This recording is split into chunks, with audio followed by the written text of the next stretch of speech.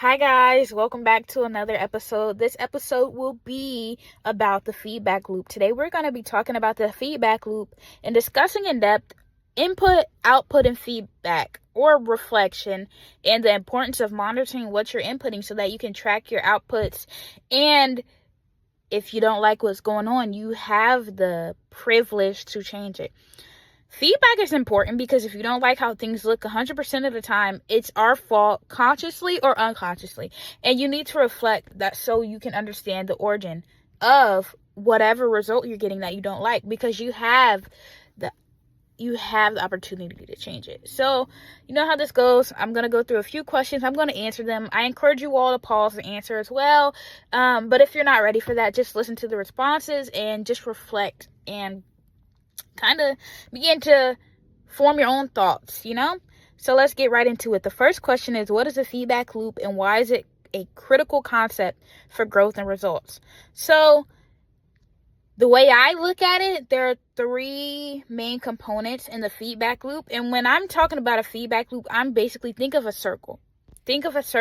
A loop is something that just keeps running and keeps running and keeps running, So there are three main components for this loop to complete. You have input. Whatever you're doing, whatever you're doing to get a result, that's your input. So, for example, you're inputting money into a vending machine. That's your input. Your output is going to be a soda. You want a soda. You're inputting money. Your output is a soda. Now, the part that's most important that closes the loop and makes sure that we're able to put our energy into other things is reflection. So you input your money, you get a soda. You like the soda, you're like, okay, this is what I got, this is what I pressed, this is good. Let's say you don't like the soda, or it didn't give you what you were looking for. Now you know, okay, something went wrong. And this is where understanding the feedback loop is so important, because you trace it back to the origin. You trace the problem back to the origin. You become a critical thinker, a problem solver. So, first of all, if you didn't like what came out, or if it wasn't what you initially wanted, or what you, pressed, you realize, okay, this is not matching my input. There's a problem up in the chain. Let's go evaluate. Let's go see what's wrong.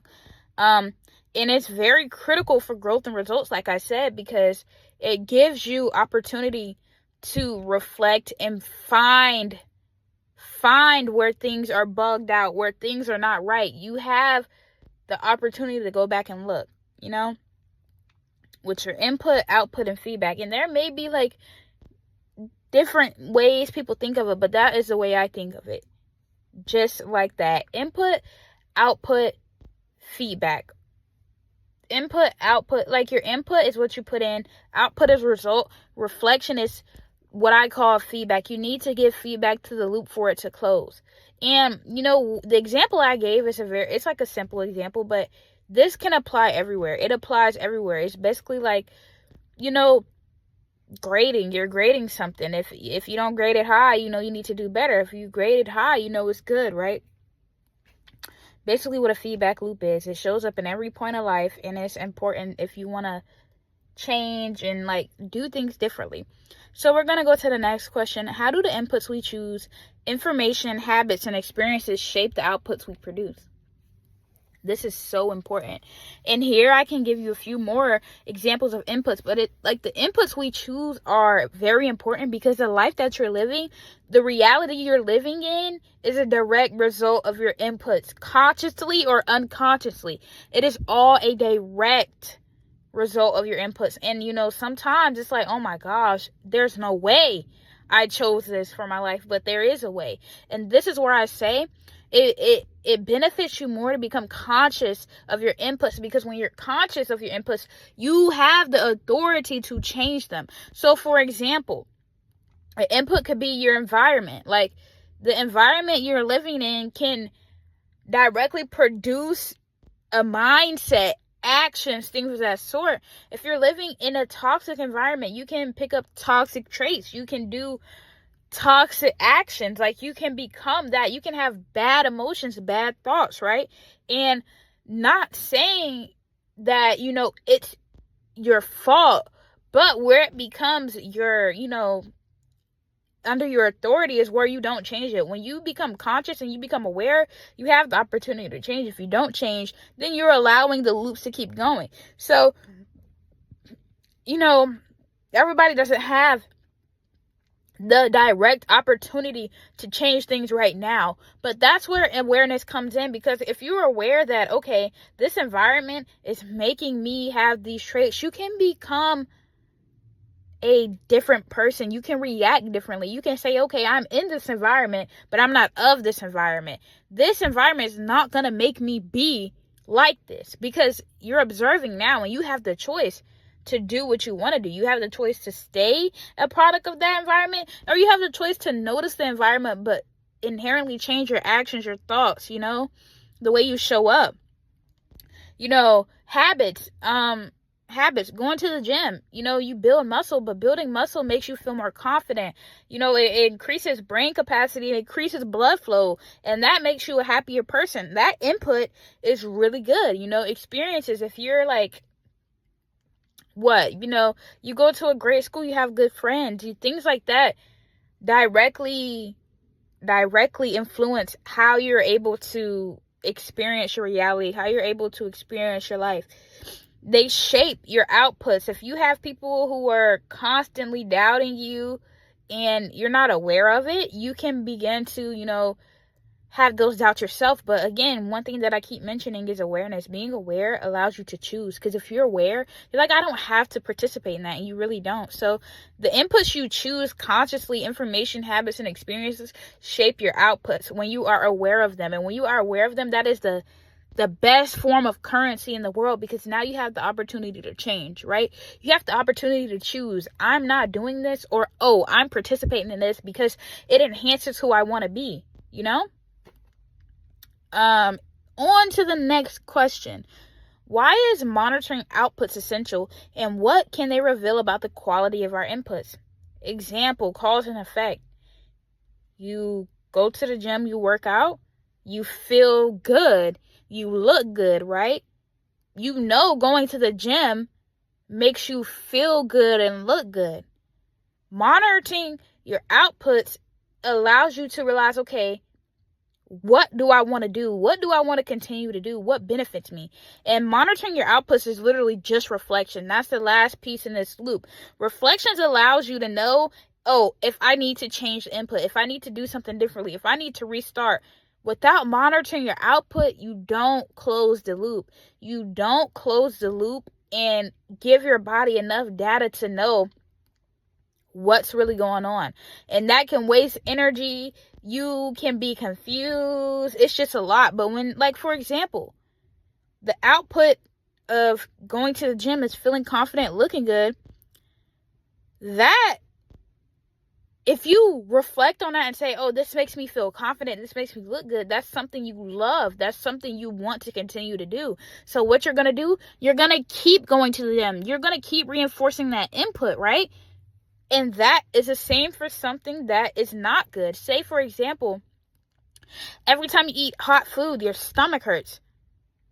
Input, hot food. Output, stomach hurts. You don't want your stomach hurting, so you're going to change this loop. You're going to change the input. You're not going to eat hot food, and then your stomach's not going to hurt. You're literally reflecting and you're closing the loops. It's so important, because monitoring your outputs is basically checking on your system. You're saying, okay, I'm putting this code in. I'm getting this. Is this beneficial or no? If no, go back and erase and try again. It's all a trial and error until you build the life you want to live. It's so important to monitor, because if you're not monitoring what's going on, eventually you'll stack and stack and stack until you don't even know which is what. You don't know why your stomach is hurting. It could be multiple things. It could be food. It could be nervousness. It could be your health. You don't know, because you have not been monitoring your inputs. But when you monitor your inputs, it lets you become a great operator, because you're able to track what is going on and where it came from. And you're easily able to debug your system. You're easily able to get rid of things, but when you don't monitor, you begin to stack, you begin to become confused, you begin to not even understand yourself, right? And the main importance of the feedback loop is to not even control your system, to learn how to be a great operator. When you learn how to operate, your critical thinking, you're solving problems, so anything that comes up, you're able to, address it pretty quickly. And that is the best way to close loops and reinforce them, just addressing it, right? Awareness, reflection. On to the next question. Question number 4. What are common ways people unknowingly take in harmful or unproductive input? And honestly, this is something I experienced. So it becomes overload. Like I said, I just stated, when you are overloading, you don't know what you're taking in. Like, you're not able to track inputs. It's basically not being aware of what you're consuming because it's too much, having no boundaries. So you're taking in other people's emotions, other people's problems, other people's information, personal morals or opinions. Like, you're taking in so much that you don't even realize that you're taking in so much, and you're very porous. So when you begin to even sometimes you're not even able to try to begin to understand because it wasn't yours to understand in the first place. You're overloaded, just being very open and fluid without containment, without boundaries, can harm you in a certain way because it's not input that's beneficial. And every piece of input does not need to be beneficial for you, but majority input in your body needs to be beneficial for you.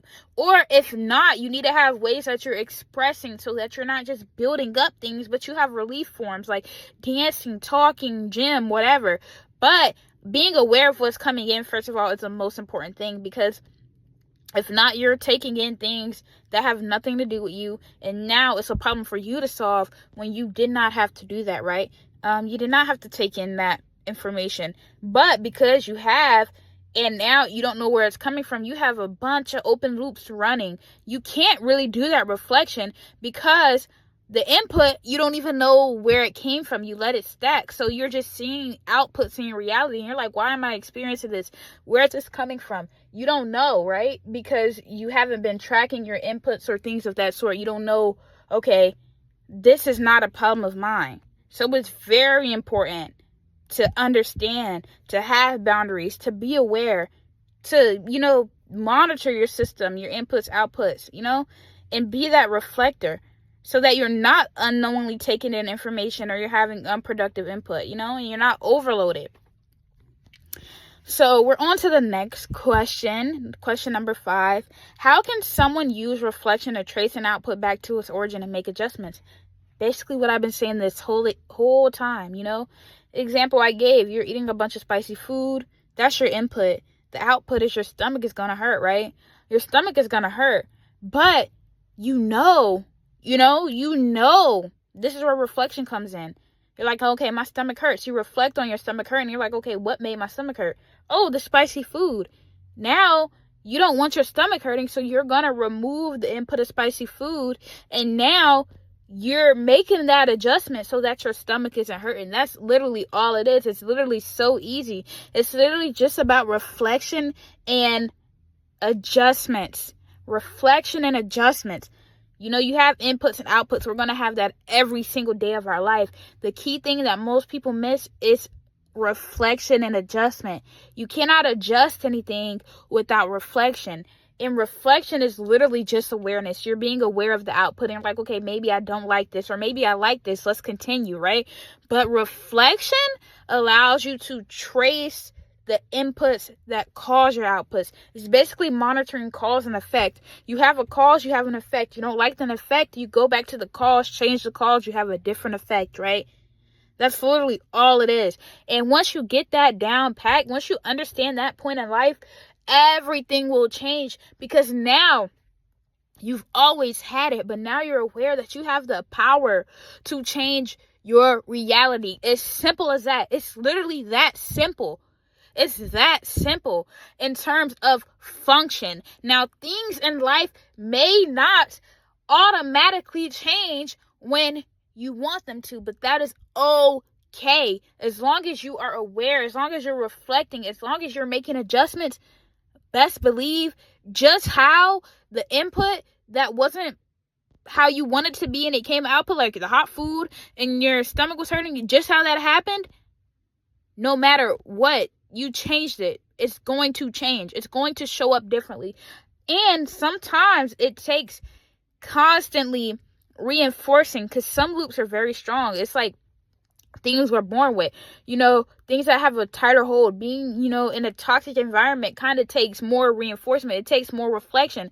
It takes more consciously changing the loop, because you've been running it unconsciously for so long that you need to kind of break out of it. You need to break out of it, and breaking out of it takes more force.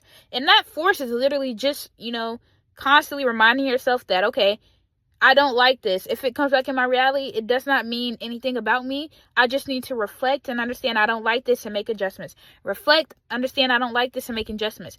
But just how it was strong and you're showing up and you're changing it and you're reinforcing the good loop, eventually the good loop will be looping without you having to put input. Once you make the loop strong enough, you don't need to constantly monitor it. It's a loop. It's going to keep running. It's going to keep running. It's going to keep running until one day you just realize, oh, I don't want to do this no more. Literally, reflection. I don't want to do this anymore. Let's make adjustments. Change the loop. Depending on, again, how strong the loop is, it may take a little more effort, a little more force. But regardless, it's going to change if you say so, right? If you say so. So, we're on to question number 6. What role does feedback, both internal and external, play in closing the loop effectively? So, like we said, reflection is the most important. Reflection is the same as feedback. But feedback is very important internally, because your internal life rules your external life. And, a lot of the times it starts internally. So, like I said, when you're experiencing something you don't like in the world, it's already there. It's there. Say you keep running across people who are rude, and you're just like, I'm not doing this anymore. Like, you're reflecting, you're like, I'm not dealing with rude people anymore. And your new adjustment is, I'm only going to, be around people who are kind, sweet, and nice. That's internal. You're choosing that internally, because literally you just passed somebody who was rude. You just interacted with somebody who was rude. That was external. For input and output to show up, it has to be internal first. Your input is going to be your thoughts, your declarations, your emotions. I want to experience good people, great people. Internal, like, input could be the same as external input, but internal input is what enforces the loop. So you're constantly, I'm saying I'm going to be around good people. Eventually, the output will be you showing up and there's good people around. But you're going to have to reinforce that. You're going to have to reinforce that, because what's been running in the back of your mind is you've been experiencing bad people. You have to break that loop. And to break that loop, you have to keep reinforcing, I'm going to be around good people. So you may still come across bad people, but you're going to reinforce, I'm going to be around good people. I'm going to be around good people. That's internal feedback, right? You telling yourself that in your mind. But external feedback, external reflection is literally you moving away from those situations. You come across, you're hanging with somebody rude, you get up and you leave. You're interrupting it. You're noticing, you're leaving. So honestly, they're both very important. It's just literally reflection in every way. Reflection on your thoughts, reflection on your actions, reflection on your emotions. So it's internally your thoughts and your emotions, externally are your actions, and all of them play a very important role together. So feedback in every single way is important, because if you miss any one of them, it's going to be running, it's going to be open. So, it's best to reinforce all. Your actions matching your thoughts, and your thoughts are matching emotions. That's coherence. When it's not coherent, it's unstable.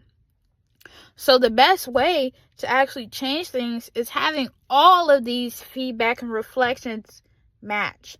Having your emotions, having your thoughts, having your actions line up together enforces things. It makes it move faster. It makes loops that you don't like break faster, and it helps reinforce the ones that you do want quicker. So, feedback in any way is very important, very, very, very important. And either they're closing a loop or they're reinforcing one, either way, they're doing both at the same time. So everything's a loop. When you leave it open, you're wasting energy. It's ringing a bell. Hey, I need attention. If you don't give it attention, it's going to keep coming back and showing up. So it's best, even the things you don't like, give it attention. And the attention is literally just simply reflecting. Do I like this? Do I not like this? If I like this, keep going. If I don't like this, what adjustments are you going to make to change it, right? On to question 7. How can consistent evaluation of input and output create momentum and improve over time? So like I said, when you're consistently evaluating, you have nothing going unnoticed. You don't have alarms ringing in the back of your head saying, hey, I need attention. So you're not wasting your energy on that. You're actually effectively using your energy. The faster you close the loop, the less energy is taken from you. It's not in the back of your mind just ringing. And you may learn how to tune it out, but that doesn't mean it's not ringing. And it's the ringing is still going to take energy if you're aware or not, right? So evaluation allows you to put awareness in that. Evaluation, reflection, feedback, all the same thing, allows you to close the loop or adjust it, right? So with that being said, it creates momentum and improvement over time because you have quicker loop closing. Loops only close with feedback. So when feedback is generated, you free up processing energy. You free up energy that you're using to make adjustments. You free up the energy that you're using to monitor these things, right? And now you have energy to make new inputs or monitor new loops, right? And once the loop is created and enforced, like I said, you don't need energy to keep running it, only energy to break it. So you're going to have, if every loop that you've consciously monitored is doing well, you have energy for everything else in life. You just have energy. You're not drained, right? You're allowed to show up and live life. And I think that's one of the most important things. Our energy is so very, very, very valuable. And a lot of people don't understand it because we haven't been taught about this stuff. But monitoring where you're wasting your energy, how your energy is being spent is very important, because most of the times, every single time, energy is very valuable. It's one of the most valuable currencies, right? And when you understand that, you're going to want to, you don't just want to throw your money away, right? So you don't want to do the same thing with your energy. You want to consistently evaluate it and make sure that, you're doing things that you like. But here's the good part. It doesn't take that much. It takes a lot of front load work, but once you do the front load work, if you did it how you wanted it to be, you don't have to worry about consistently putting in that effort and energy when the loop enforces, because it's going to keep running on its own until you're ready to change it. And then if you want to change it, you know how to do it. You did it the first time. But it's just a whole bunch of front load energy. It's a little bit of sacrifice. We're on to the last question number 8. What practical strategies can someone use to maintain a strong, ongoing feedback loop? So, one of the key things, the most key thing, because input and output are always going to be going. They're always going to be there, right? The most important thing, if you take anything away from this chat, please just take away reflecting. Reflecting on your output. Reflecting on your output, reflecting on your inputs. Reflection is key because it allows you to live life and understand what you like and what you don't like. But with that being said, another key important part of this is actually knowing yourself, because you can be reflecting all you want and you can be making adjustments all you want, but what if you don't know yourself and you're making adjustments and things keep coming up in your life that you don't like because you're making adjustments that don't benefit you, right? You're making adjustments that benefit others. So even if you're aware of the input and the output and you don't like the output, you keep changing and adjusting to something that's not you. It's very important to know who you are, so that when you are, changing these inputs and making adjustments, you are doing it for yourself. You're showing up for yourself first. And that's so important in this. The most important thing is reflection, right? So, yeah, that's all I have for today. I hope you all reflect more and understand, that you have the power, you have the authority to change things in your life. That's what life is about. You have the authority, you have agency. That's what we have. But when you don't realize you have the agency, that's where things become hard, They become challenging. You feel like life is just happening to you and like you're not doing this thing called life. But once you actually begin to reflect and begin to insert your power in your life, things start to change. And it'll be a whole bunch of small movements until one day everything just clicks and everything just changes for you. So keep going. If you're already reflecting and you don't see things changing that much, just keep showing up. And I know people say keep showing up and it's hard, and I've experienced it on my own, but just keep showing up. Keep reinforcing the things that you want, and eventually they will. They have no choice but to follow suit and show up. Bye. Thank you guys.